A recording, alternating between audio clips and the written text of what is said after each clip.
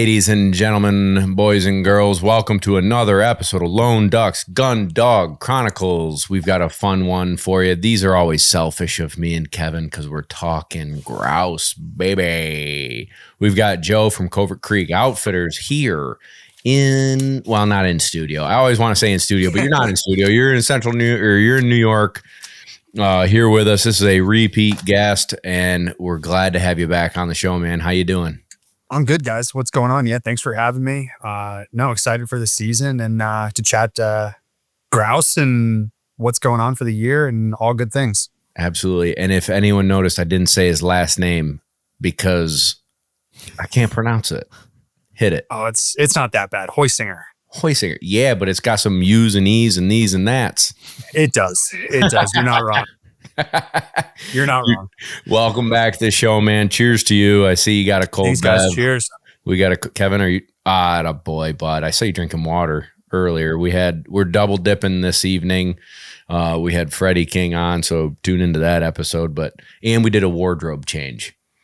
It might be a little weird for everybody, but we did a wardrobe change. We got to rep the different podcast sponsors, Marshwear. That's nice. I Marshwear, big Marshwear guy myself. Dude, that's so nice. It's so nice. Get you some of that. So, Joe, just to we're going to kick this episode off like we have been for about the last 2 months. We're reading stories from our Patreon members of their dogs of a lifetime. So it's like our community, talk dogs, training tips, help these folks out with their dogs. And it's been awesome, man. So many great stories have come through, and we've got a good one, and then we want to hear one of yours. So this one comes from Josh. Josh, thank you for the note here, man. I just heard the podcast, writing to you about my first dog, Zeus. I got him when I turned 21. I quit college and started swinging a hammer. He came with me to the job site every day. Well, I got to flip a page. He never ranged, just sunbathed and made his rounds peeing on everything. I can feel you there. That sounds about right. Sounds about right.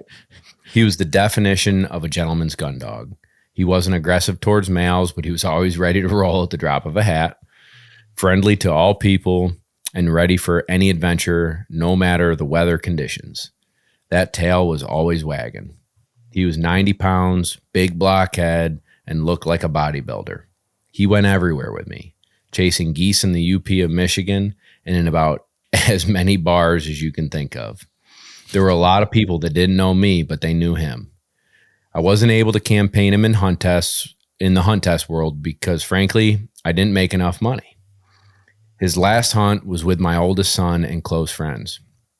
I went into it hoping he would pick one up, but after he did that, you could just tell he had more gas in the tank, and he ended up picking up 10 in a small pond not long after.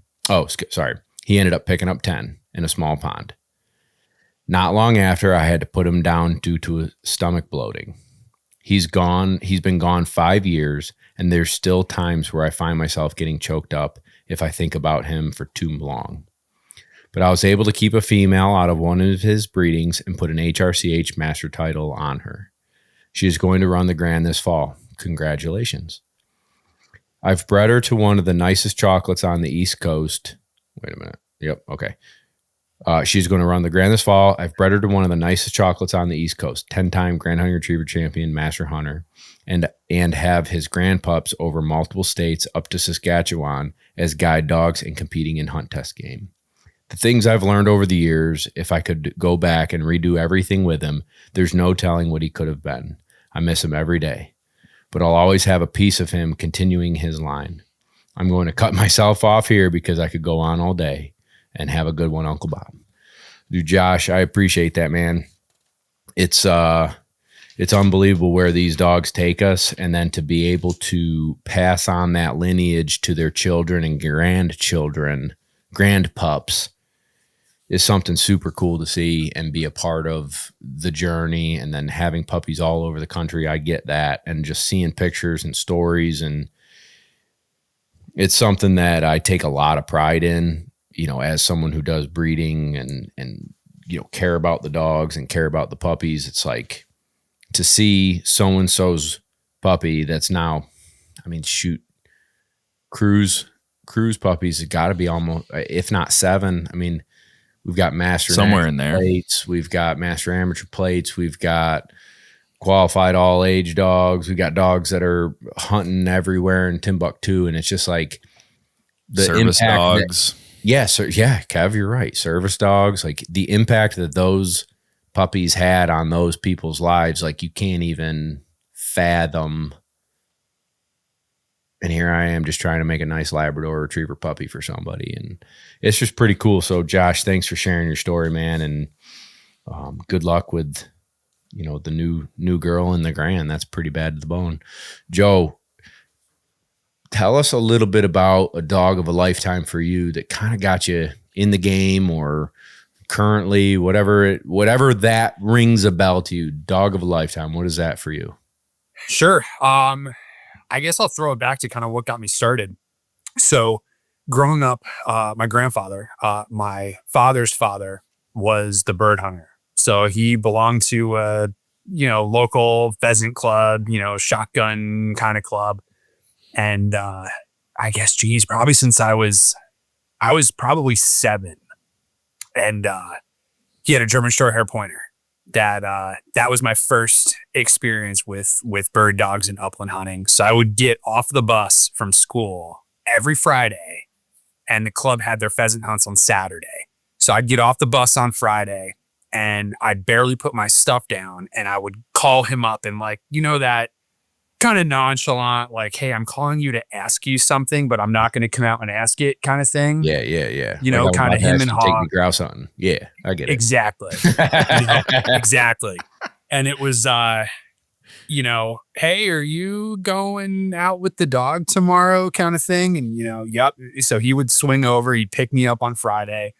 I'd stay over, hang out, have the dog in my lap that, Friday night, hanging out, we were best buds. And then every Saturday morning we'd go out hunting, and then we'd wrap the hunt up with a trip to this little local municipal airport diner, and, sit at the counter with your tan and orange upland gear on. Like, I'm 7, 8 years old. It was the coolest friggin' thing, you could do with your granddad.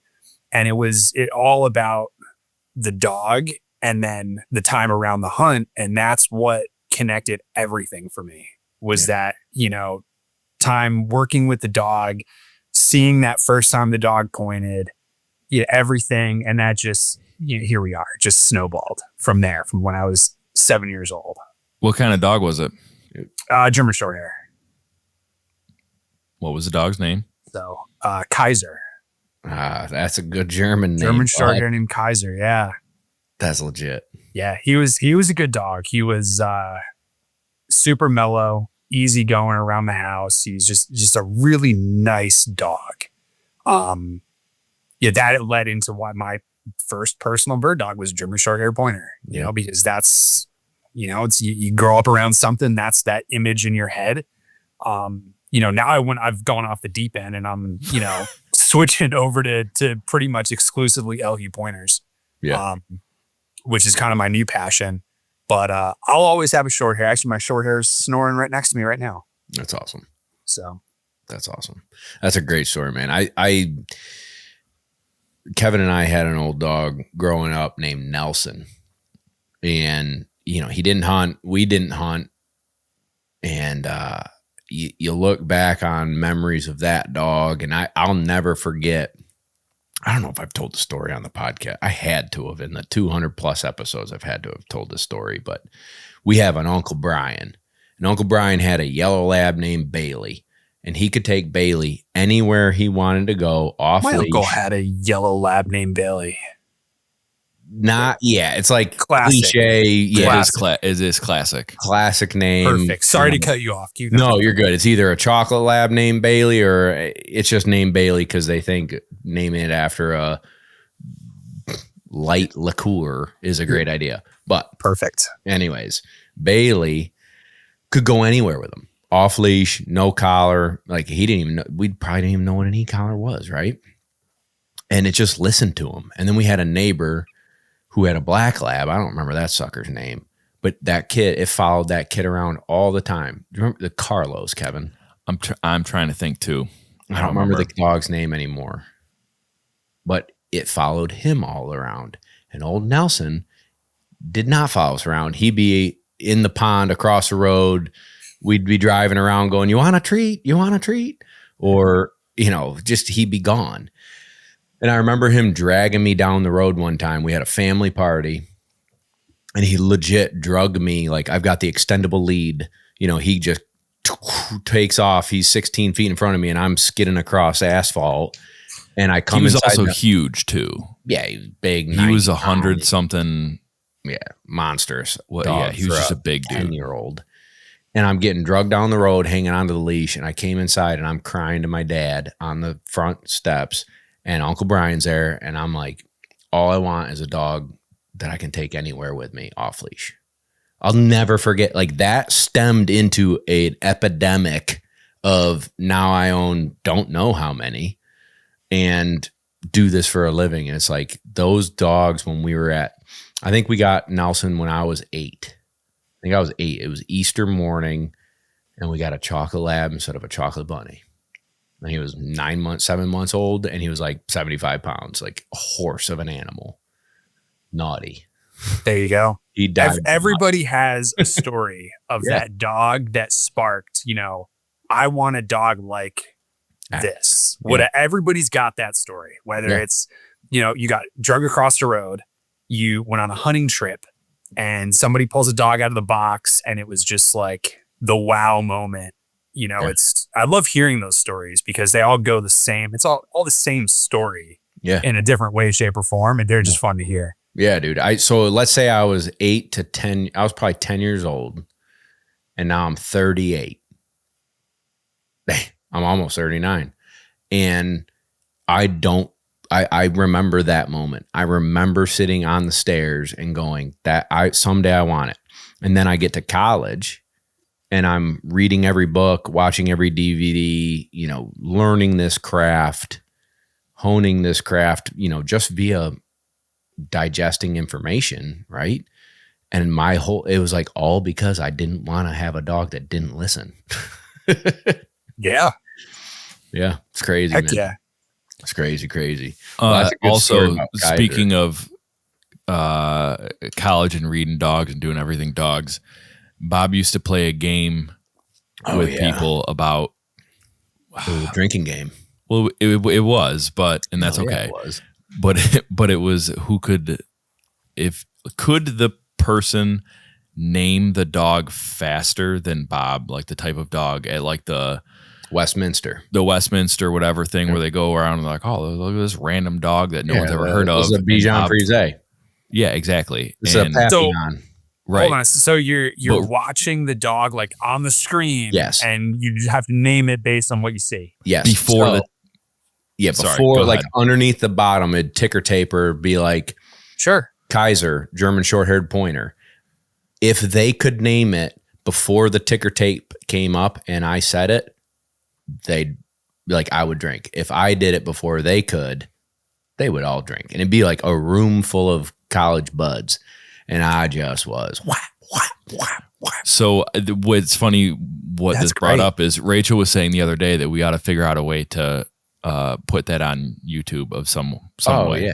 It'd be hilarious to just sit here and I could beat everybody still. Just saying, it would be pretty entertaining. I don't know how we do it, but we got to figure that out. Yeah. I need a back seat to that. I gotta spectate on that one. That sounds great. See, the sporting breed we'd all get. Oh, that's a Brittany, that's a French Brittany, that's a Pig, that's a flat coat, that's a curly coated retriever. We could all. Those are the easy ones. Yeah. Once you get into the wacky ones, that's the oddballs. It's yeah. I had a book. Speaking of L. Hugh pointers, the dude who, I don't know if we talked about this in the last episode or not with you, but how I got into setters. Kevin and I had an old man that took my dad under his wing grouse hunting when he was a kid. His name was E.B. Hendrick. And E.B. would take dad grouse hunting with his English pointers and he would bird dog field trial with them, horseback field trial. And we'd go and like go to their home in Florida and they had all the pictures of the bird dogs all over the wall. Kevin, do you remember this stuff? I was really little, but I remember like snippets of it. Like I remember the huge book of dogs on that I would sit and read on his coffee table, and like he'd have ribbons everywhere. Yeah. Yeah. So they Stuff would like take that, us over for the once a year we'd go to Florida and we'd go see EB. And EB gave me a dog encyclopedia from the 1950s. I have it somewhere, actually. I'll have to find it. And I memorized A through Z, every dog breed, where they were from, what their purpose was, like Bernie's Mountain Dog and where they were from and everything, dude. Read that. I never read another book. I don't think. Yet. Yeah. So, but that one, I could tell you everything in that book, and I would read it page, cover to cover. And that's where like that little Encyclopedia Britannica of the Westminster, I'm like, done. I could knock them all out. So yeah, that's nuts. Yeah, it was a little nuts. It was a little obsessive. It's fun. Yeah. Like that, I need a ticket to that show because that'll be a good time. All right, we should do that, Kevin. That should be fun. We'll get Uncle Ron Bame on, see if he can beat me. It would be right. It would be fun. I don't know how we do it. We'd have to do it live where like Westminster's playing in the corner and we just all are sitting around. It's like, nope, take a drink. Nope, take a drink. I beat you. We got to do. We can let me put more thought into it. But Rachel was saying it the other day, and I'm like, that's definitely a great idea. We just got to figure out how to. I'll go back to studying a little bit for all the new stuff that's out there.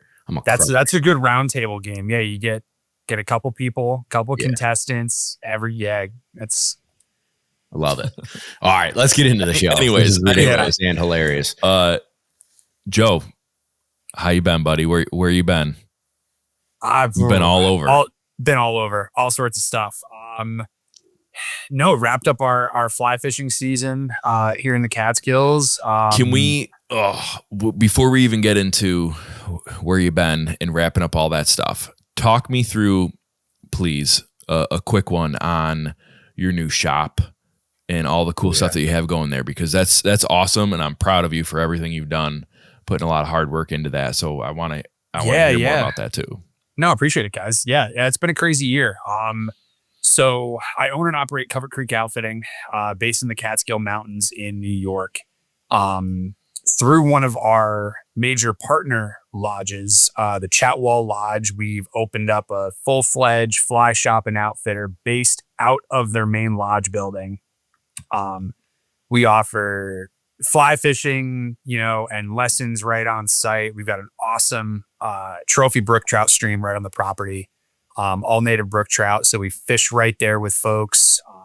We've got everything from fly rods and flies to merch to vintage bird dog and upland gear, cold beer, cigars in the humidor, bourbon shelf, the whole thing. We got a bar top outside. So we try to bring the whole thing together. We get off the stream, come back, have a cocktail. We can swing through after a bird hunt and, pour a drink and talk about the day. We like to have fun, so we keep it simple, classic. So the shop's in motion. Everything's going great over there. Constant work in progress. It's, to me, we're always getting there. We're never quite done. So we'll do some fun stuff over the winter. But we wrapped up the fishing season. I just got back from 2 weeks in North Dakota. So we were running dogs out on the prairie, which was it's always a great time. But this year it was a real good time. Running, everything from 4-month-old puppies right up to, veteran dogs that are, 10, 11 years old. So we got to see a little bit of everything. And now I'm back home. In the Southern Catskills and getting ready to kick off the rough grouse and woodcock season, which actually opened today. Yeah. What were you shooting for out west? What did you get into bird-wise? Yeah, North Dakota, it's our prairie grouse trip. So it's sharp-tails and Hungarian partridge. We spent about 2 weeks out there. It's usually myself and 3 other guys. Between the group of us, we usually end up bringing 12 to 14 dogs, something like that. That's a you need the dog list. if you're going out there for a solid trip, you need dog power. It's early season, it's hot. The first leg of our trip, was actually rainy. We pulled into town. We split our time between 2 towns out there. So we pulled into town and the whole town was shutting down. We were really confused. It was 5:30 and the little cafe next to where we stay was closing up, and we kind of walked in and they looked at us real funny. Coming to find out there's a tornado brushing through 75 miles south of us. Mm. So that was cool. Nothing happened where we were. Thankfully everything was good. We got some nasty rain, but that was about it. So the first few days it was wet. It was a little rainy. But it was a great start to the trip. We were in an area that we were very familiar with, so we have kind of our favorite walks, and we don't like to repeat stuff. So we always add on some new properties. Cool. Going into the trip this year, we knew it was going to be tough. North Dakota had a lot of rain. They had some bad hail in pockets right in the nesting season. Mm. So we didn't know what we were going to find. But no matter how you look at it, there's more sharptails and Huns in North Dakota than there is in New York. So that's a great way of looking at it, dude. That's a good perspective.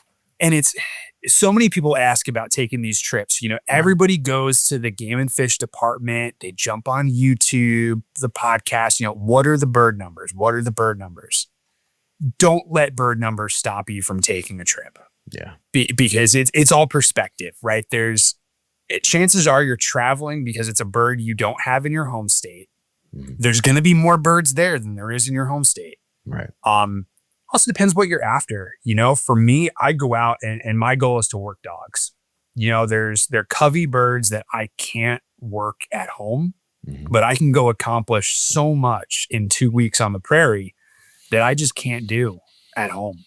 If I'm bringing up a young dog, a couple of really quality contacts with covey birds on the prairie can do so much for me in my program that I just can't reproduce here with pigeons or chucker or whatever it is. Yeah. Or rough grouse. Yeah. That's what I want to talk a lot about that as we progress, but keep telling your story. Yeah. No, so we didn't know quite what to expect. While we were out there, I knew 3 other groups of folks from the Northeast that were in the state of North Dakota. They weren't hyper local to us. Everybody had a different experience. Thankfully we drew the long straw and we had a great year on the prairie. We didn't see a lot of young broods, which is what I expected. Most of what we saw for sharp-tailed grouse were mature birds. We didn't see a lot of large coveys. In years prior, we've moved coveys of sharptail up to, 30, 35 birds. God dang. Just popcorn flushing, out of nothing, out of alfalfa and snowberry. That's it. This year, the biggest covey of sharptail that we saw was maybe 15 birds, 15, 17 birds, which is it's a very healthy covey. Most of the Sharpies that we were finding were, singles, pairs, 3, 4 birds, somewhere in there, all mature birds. Hun numbers were good. We had some of our favorite walks, multiple coveys of Huns. Birds were spooky. The more mature birds on the landscape, they know that even come opening day, they know the game. Yeah. They know how to survive. But it was a great year. Great year for dog work. Between the puppies to the veteran dogs, everybody ran strong. We were moving along good. We typically put in about 12 miles a day. Yeah. We're walking. Who knows what the dogs are doing, double, triple that for sure. Yeah. What was your game plan for your puppy? So the game plan for the puppy, my young pup right now, Levi, he is 4.5 months old. So I was most excited for this trip actually for him. It was an exposure trip. The goal was simply to learn an exposure. So whether that was learn the ins and outs of life out of the truck, learning that, hey, bud, this is home away from home. This is how we go in and out of this. This is how you're going to get fed in the truck. Yeah. this is what the other dogs do when it's time to, stop off the highway and go to the bathroom. Yeah. That building that whole process, it's smooth, simple. I've got a way that I do it, and buddy, this is how we're going to do it. Yep. And other than that, it was really get out there, use your nose, and let's be a big dog, turn you loose on the prairie, and, you can do no wrong. The only thing wrong that you could do is run away and not come back. Can we stop you? I want to stop you for a second. So 4.5 months old, were you running him with adult dogs, other puppies? And then if we remember, Kevin, make a note, but like gunfire introduction, when he was running, were you hunting or were you using like a blank pistol and just teaching? And then, how did you handle that? Because that's a baby. Oh yeah, no, he's very much in the, see a butterfly phase, without a doubt. So on the prairie, he ran once with my other pointer, Rhett, who was actually his half brother. Cool. They have the same dam. He ran once with him, which I knew he's a pretty bold pup.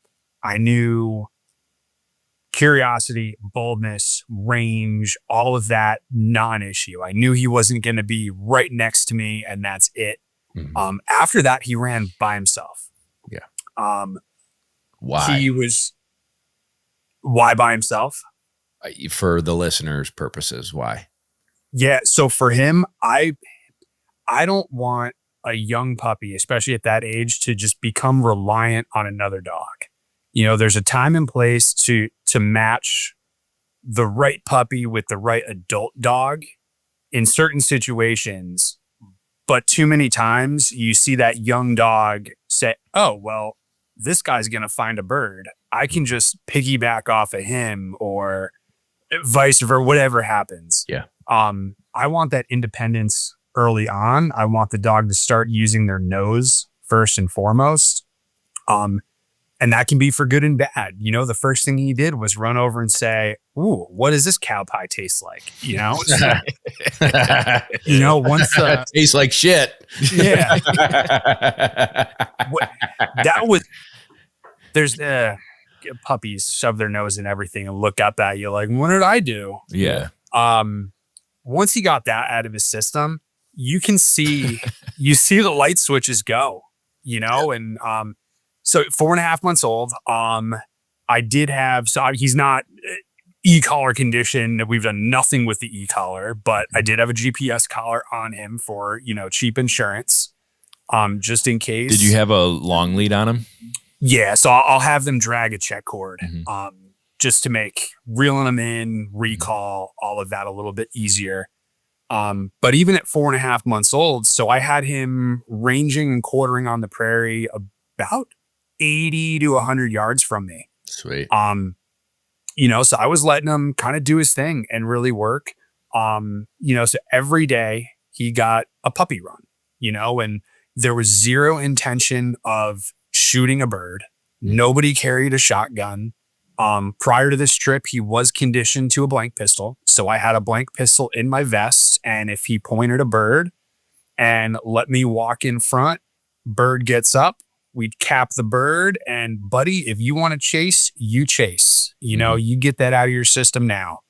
And it worked out perfect. He was super excited every time we turned him loose on a little puppy run. You could see him, learning a little bit more. And it could have just been, okay, how do I navigate this cover today? This is different than what I was in yesterday. Little by little. And, by the end of the trip, we had him running and pointing sharp-tailed grouse. That's sick. Walking out front, bird would flush, cap the gun. 4.5 months old. That's sick, dude. So ton of fun. That's so cool. Never gets old. You're out there trying to, and it's tough because you're out there trying to, get the dog to learn. Then you see something cool. You want to snap a picture. Then you're trying to do this and that, 17 things at once. But it's all part of it though. Absolutely. Freaking awesome. Absolutely. How many bird contacts realistically do you think you got him on that were like productive teaching moments out there? Really high quality contacts where you could just see the switches flip. Mm-hmm. Probably 18. God. Yeah. That's what we need. Something like that, Yeah. I'll say 12 being like very conservative. The first sharp-tailed grouse contact that he had, we were working little hilltop, little ridge line. We were, in the rolling hills, working a little ridge line right up on top of a whole bunch of chokecherry trees. And he comes across right over this ridge line. And right as he starts to bring his head up, you see his tail start to go up. He's got a nice little 12 o'clock, tail set. And you see his tail start to go up. And right as he put the brakes on, this sharp tail gets up from about 10 feet in front of him and just flies straight up and goes straight away. And you just saw his head come up and was like, oh shit. Yeah. It's on. That's awesome. And that's when that first switch just flipped. He was like, okay, here's what we're doing. Yep. And then he's every day just a little bit bolder. He quarters very naturally too. These LHU pointers, they've got a lot bred into them that they just have a very solid genetic foundation. Mm-hmm. So he was handling really nice. They want to stick with you. They wanted to go with you in the field. And the way that I handle dogs, I'm extremely silent. I don't talk to the dog. I want that dog to key off of my body movement. Even at distance, you can turn that dog with body pressure, moving your shoulders. Mm-hmm. So I start, working with that, conditioning all that, from early on, leading up to the trip, we had been working. So I do a lot of the Hunt Smith, the Smith training. I've worked a lot with Rick Smith, some folks up on the St. Lawrence, worked with them a whole bunch and through a lot of different training friends. And, so I start using command lead, check cord. So from early on, we're kind of starting to work the check cord and just teach that dog to quarter and go with you, not even in a formal sense, just starting to overlay everything. So he had been check corded. We had, done pigeon introductions. We had check corded him into pigeons, build that little puppy point, get him pointing pigeons solid. And then, like I said, he'd been conditioned to the blank pistol. That's sick. So that was the goal for the trip. Just get him to that point where, hey, I can take you out on your puppy runs to learn and explore. And, you bump birds, point birds, whatever happens, everything is positive. Yeah. That's so cool. It's all experiences, man. Yeah. Absolutely. Yeah. It's all positive experiences, all learning experiences. It's all like the classic birds make a bird dog, ducks make a duck dog. They've got to get into birds. And what you made a comment on, like 12 to 18 quality light bulb moments is really hard in the grouse woods. It is just from a pure bird number and cover type. Mm-hmm. And you look at, obviously, I don't want to say everybody, but most everybody working a bird dog now is using or has to use homing pigeons, chucker, whatever. It's just the nature of the beast at this point. Yeah. No matter what we do, we as humans will never have the timing that a wild bird has. Yeah, especially West grouse. Yeah, there's just no way to between a human and an electronic device trying to pop a launcher. Yeah, we'll just never have that timing. Yeah, I know it. Y'all, I was working Jessie today, my year and change old setter. She went, so long story short, she went to my friend Marie. Marie had her for a few months of summer, put a little bit more onto her that I could have while I'm competing and gone. And she probably honestly wouldn't have done anything this summer. I've been slammed. So I'm like, Marie, you take her. I'm training Leroy for you. Split it, even. Don't pay either person. Let it rip, right? And but I haven't trained her in a year, right? Sure. It seems like last summer pre-grouse season. So I put pigeons out for her today and let her rip through the field, and like my timing was off. I hadn't done a bird dog in a while, my timing was a little bit off. I feel like I should have popped it, but I'm like, you know what? She didn't give me any indication on that bird. Could have breathed out instead of breathed in. So I moved on and like came back at it and this and that. And then I'm like, I'm popping. You got to be more conscious of what's going on here. And I've got to work her I'm going to hunt her like ASAP, but I just feel like she and I need to build that body. I need to read her body language. I got to feel her out because I haven't monkeyed with her in so long. Sure. But to your point, like wild birds don't monkey around like a pigeon in a trap. You've got they don't wait. If the dog takes the upwind line, that bird doesn't care that the dog's 10 feet upwind of it and it's sitting on the other side of a blowdown. If that bird feels pressured, they're going. Yeah. It's just even working a dog with pigeons and launchers too. And everybody does this. You want to see your dog point. Right. I've got a pointing dog. I want to, he's going to point. He's going to point. One more step. Dog's going to point. Don't wait for the point. Yeah. I tell so many people, if you wait for the point, you're too late. Yeah. It's a great point. Pun intended. Unintended. Zing. Yeah, you're right, man. I think it's imperative, but I think that there's no matter what, a grouse is the most fickle of the birds. I don't care what anybody tells me. And I haven't hunted every single upland bird, but I've hunted, other than quail, I've hunted them all. And a rough grouse is fickle. And that sucker's got to be looking for a grouse and give it birth. Like give it a wide berth. And I don't think she knows that yet. So, but she hasn't had a full season in her. She had all season last year, bro, Montana. I went to Wisconsin and Michigan. I hunted her butt off, but she was a baby. Like that's like your little 4 months. That's my point. Then she was a baby. Yep. That's Joe's 4.5-month-old puppy. Like she was 6 months old. Up until maybe 8 months old, and I kind of switched to duck and whatnot. So you give her that parameters of like, it's all good in the hood. Now I'm going to run her 3 times as much as I run my old dog. I mean, it kind of stinks because the old dog is, dude, she's got to learn. You're either going to make it or you're not going to make it. Joe, how are you going to handle it? Because you've got 100 dogs. How would you handle this? 100? I mean, I'm kidding, but I wish.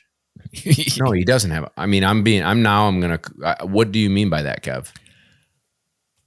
Well, I was being a smart ass, but what I mean is you have a job to do and you have several other veteran dogs that can run and you can hunt with and things like that. But you also need to like layer in the dogs got to get experience. And so how do you balance the building experience in those life lessons, life lessons and whatever with hunting your other dogs too? So for me, I've got 3 dogs. Right now, we'll see how that snowballs in the near future here.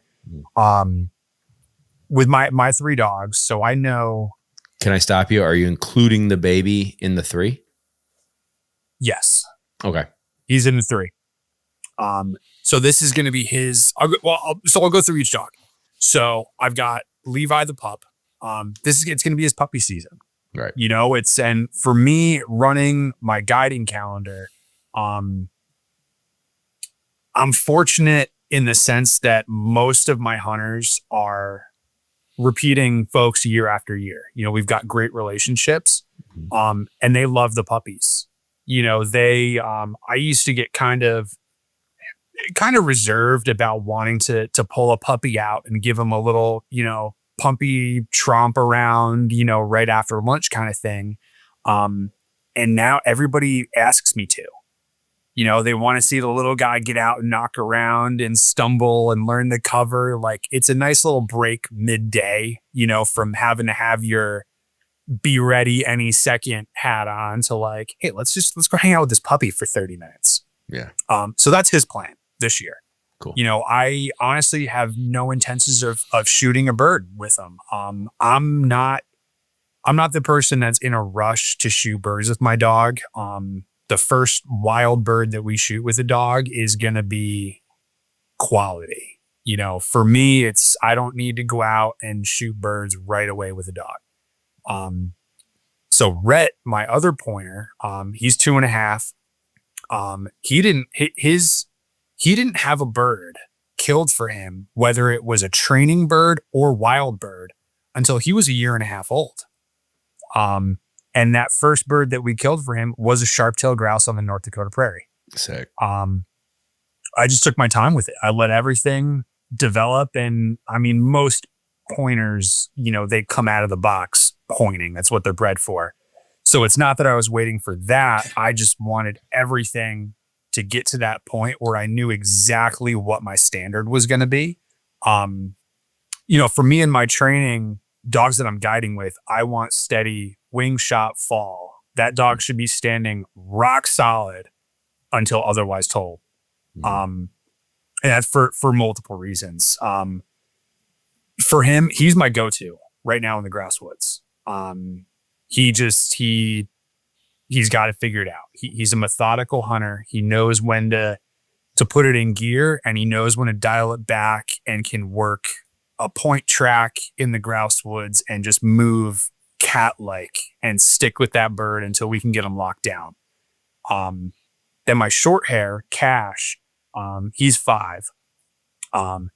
He's got a little bit higher gear. He's a high-speed son of a gun.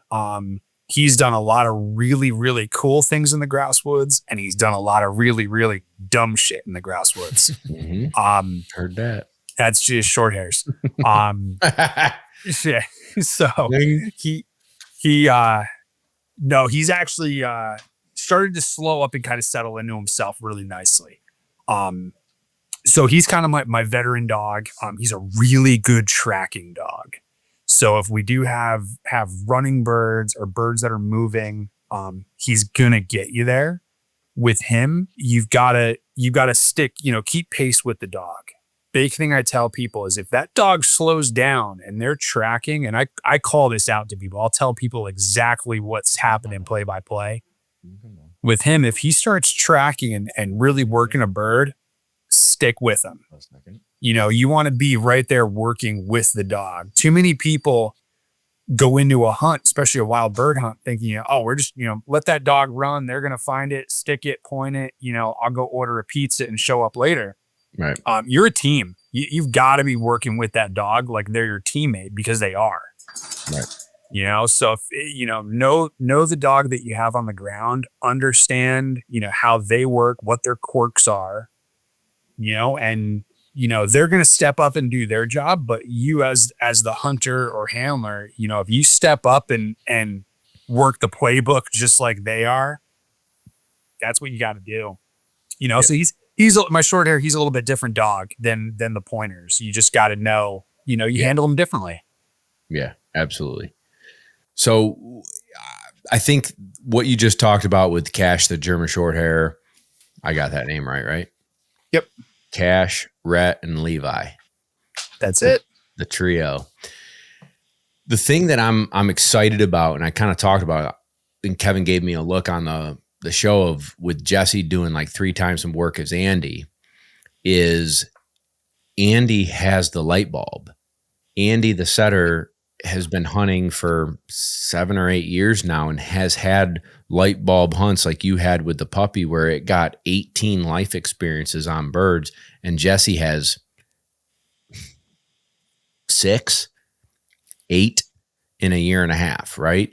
And I really feel like if you could get a hunt where you get 12, 15 flushes under a dog in a push, like you just hit the right cover, the right day, the bell and the light bulb goes off for that dog, it's a game changer. And if I hunt the two of them together, or maybe my buddy Nick and I or Kevin and I hunt two dogs at once, I don't know if she's going to get that experience. And I've really got to give her a chance to figure out grouse, how they move, how they sit, how hard you can pressure them.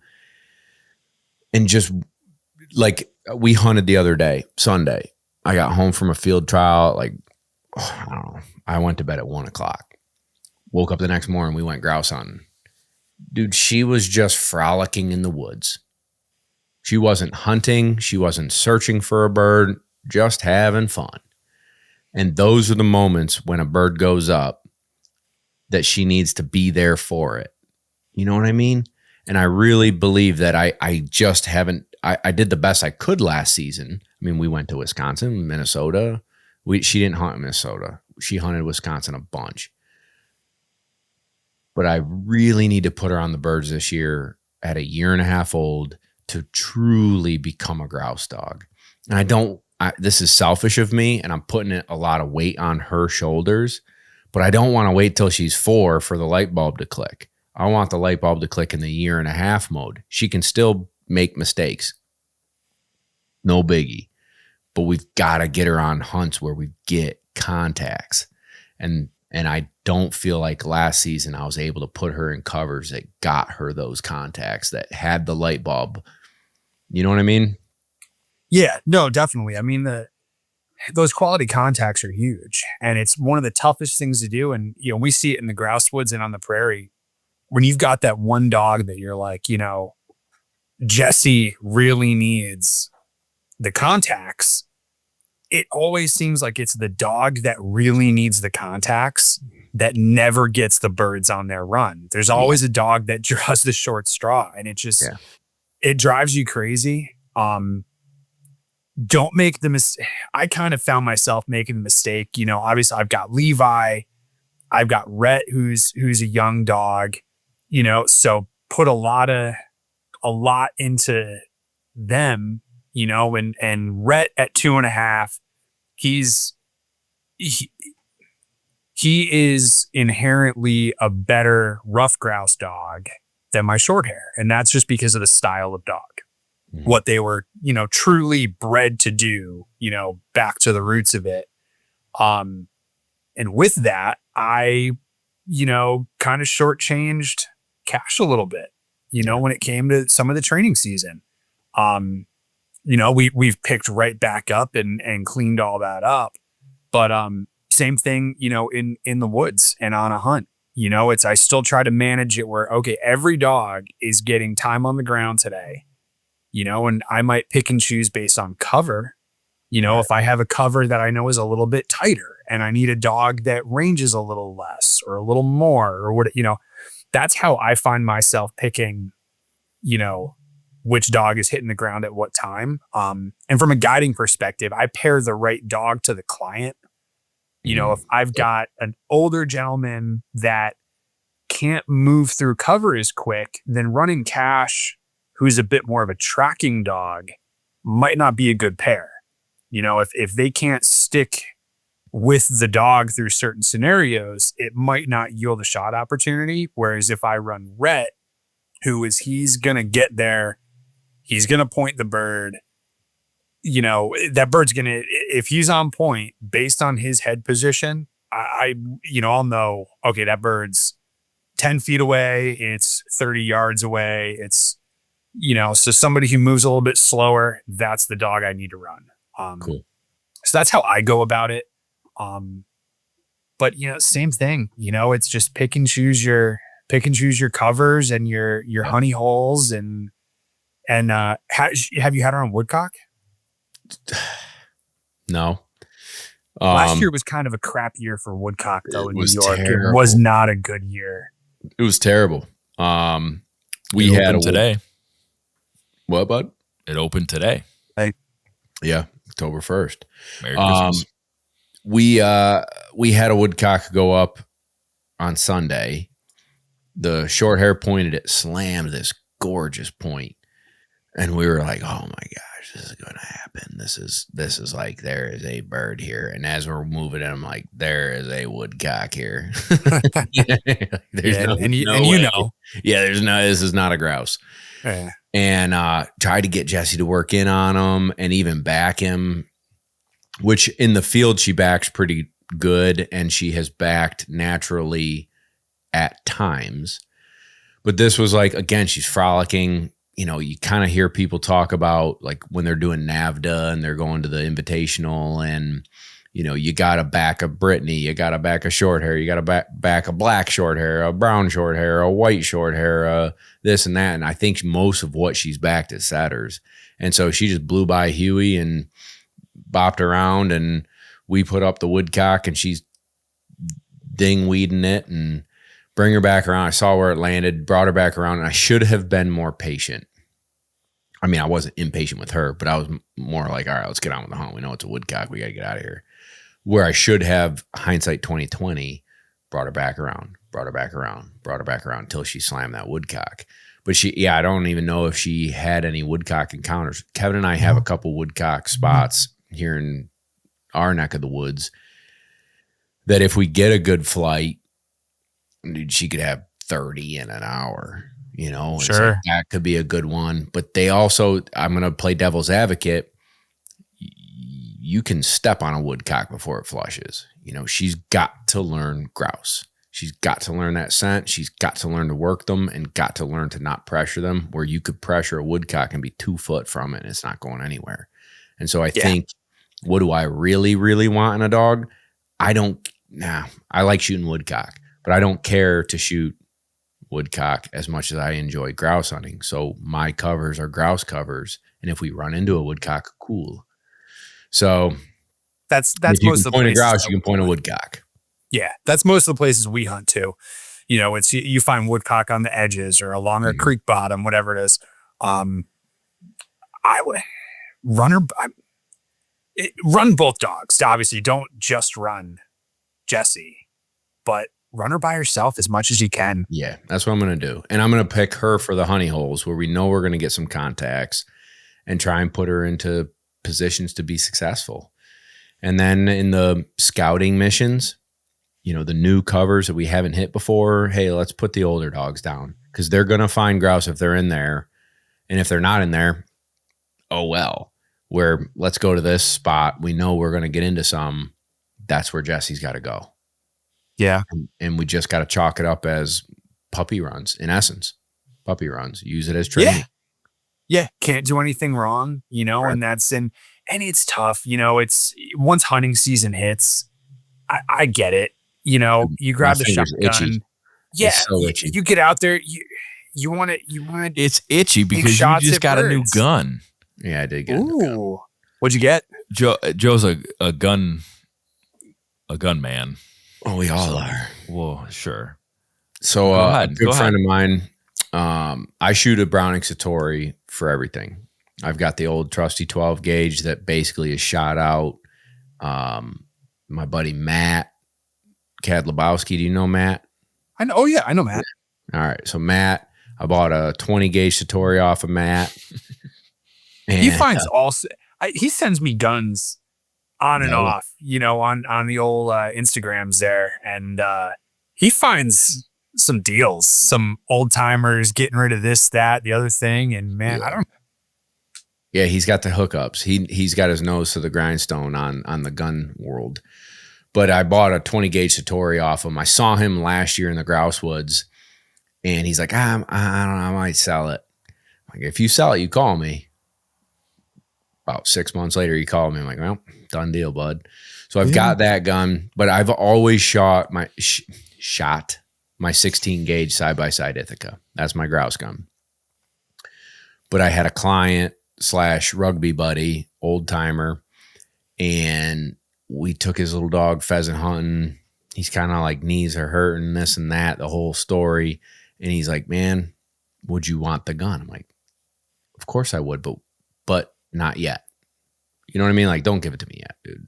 I don't want it yet. You hunt.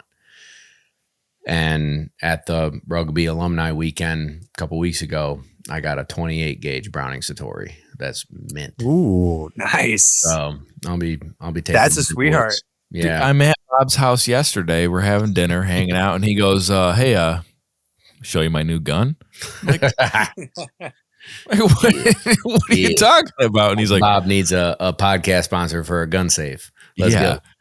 Yeah, it's unbelievable. So I cracked it open, and it was like it had never been broken open. Yeah, that's awesome. I'm a 28 gauge spickety span. I love 28 gauge. All I shoot on the prairie is 28 gauge, and that's mostly what I shoot in the grouse woods. Are you over under or side by side? I only own one over under. Everything else in my gun safe is a side by side. Cool. I have one pump. I have my turkey gun's a pump. My over under is actually the over under that I grew up going to that pheasant preserve with my grandfather with. It was his. And then everything else is side by side. 16s, 16 gauges and 28 gauges. Very cool. Yeah, I love the side by side for the grouse woods, man. It's just nostalgic and it's classic. I don't know, it's enjoyable. Yeah. It's that 20 gauge Satori will be a duck gun. The 28 gauge I will take in the grouse woods and shoot some pheasants with it and whatnot. But I just can't put that 16 gauge down. There's no doubt. It's a sharp looking gun. Ah, sick. Yeah. Let's talk about grouse numbers real quick in central New York, man, or all across New York.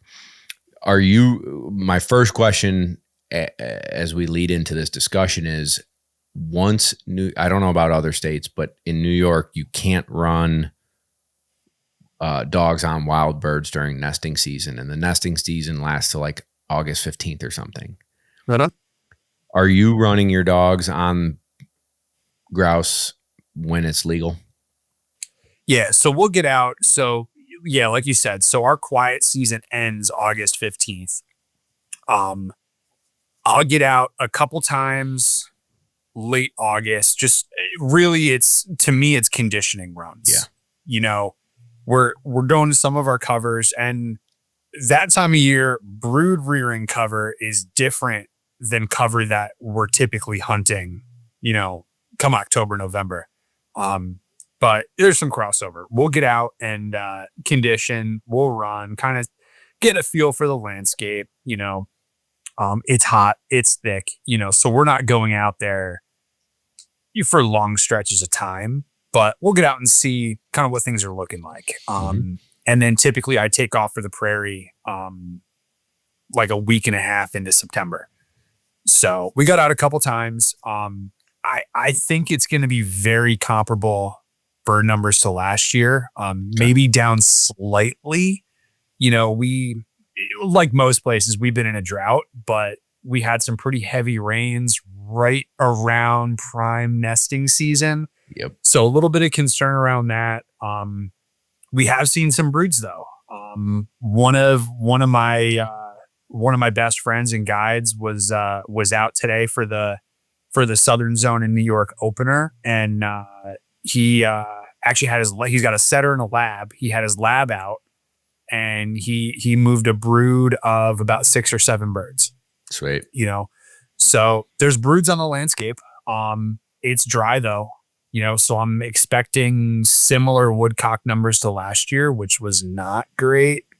Right. We didn't have much of a flight at all. I heard a lot of theories on that though. Everything from just because of the dryness all the way to the Canadian wildfires push birds out of Canada earlier, you know, than anticipated. So and everything in between that. So who knows?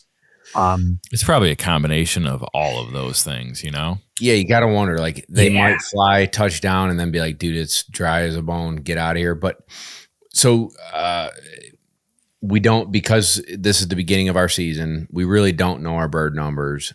I'll be interested because that's my theory too. I hunted up in Maine 2 or 3 years ago now, the year that they got pounded, where like roads were washing out and they got pounded during the hatch. And when I went up there, everything we shot was a adult bird, and it was more scarce than what you hear about in Maine.